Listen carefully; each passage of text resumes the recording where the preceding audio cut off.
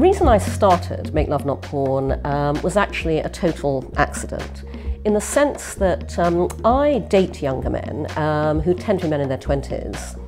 And it was through dating younger men that I encountered an issue that would never have crossed my mind if I had not encountered it very personally and very intimately, which is what happens when today's total freedom of access to hardcore porn online meets our society's equally total reluctance to talk openly and honestly about sex in the real world, and results therefore in porn becoming, by default, the sex education of today because there is nothing else.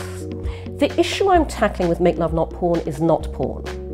I'm tackling the total absence in our society of an open, healthy, truthful, honest, authentic discussion around sex in the real world, which would, amongst many other benefits, then enable people to bring a real-world mindset to the viewing of what is essentially artificial entertainment.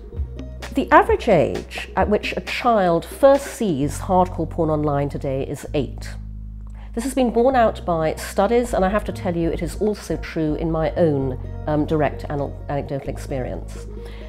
The important thing to understand is that that is not because an 8-year-old goes looking for porn on the internet. It's a function of what somebody shows them on their cell phone in the playground, what happens when they go around to the neighbour's house, because it doesn't matter what parental controls you put on your computer at home, you can't influence what happens beyond the home, or because this is the most wired generation ever. An 8-year-old does something really cute and innocent. They discover a new naughty word, and they Google it, penis, he, and 1 or 2 clicks away is something they never expected to find. And that's why it's incredibly important that sex education today starts in the home. You can't begin talking to children too early about sex. In my estimation, and again, this is one of the most data-free areas going, probably less than 5% of parents ever talk to their children about sex. And when I say talk to their children about sex, I mean along a spectrum that can range from, here are some condoms, get on with it, all the way to prepared to sit down and actually have a conversation.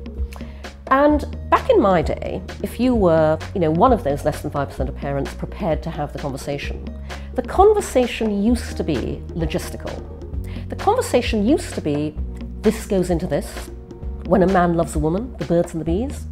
The conversation you need to have today as a parent goes, darling, we know you're online, and we know you're looking at hardcore porn sites.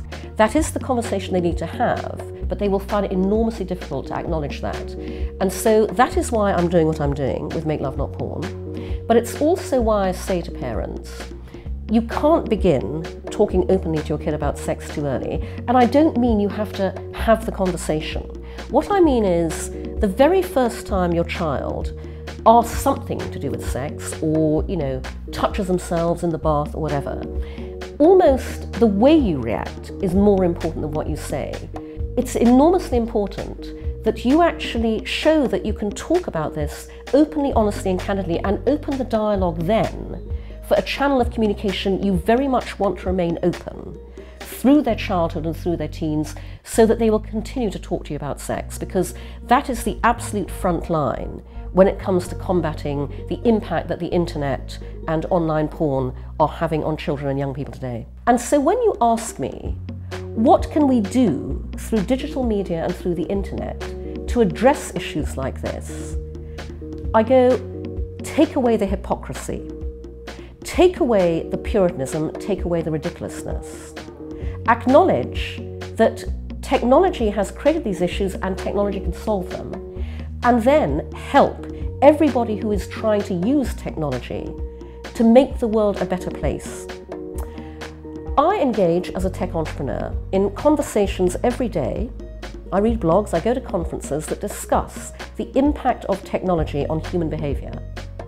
I and my team are tackling the single biggest impact technology is having on the most fundamental aspect of human behavior, which is our sexuality, which informs everything about how each one of us feels about ourselves, about other people, our relationships, our lives, our happiness.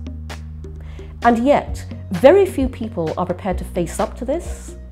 Very few people are acknowledging it, and virtually nobody else is doing anything to actively address it, and they're trying to create problems for those of us who are. So I want to exhort anybody listening to this to please don't close down, open up. Understand that actually opening things up to help people to come in and make all of this better is the answer, not closing down and blocking.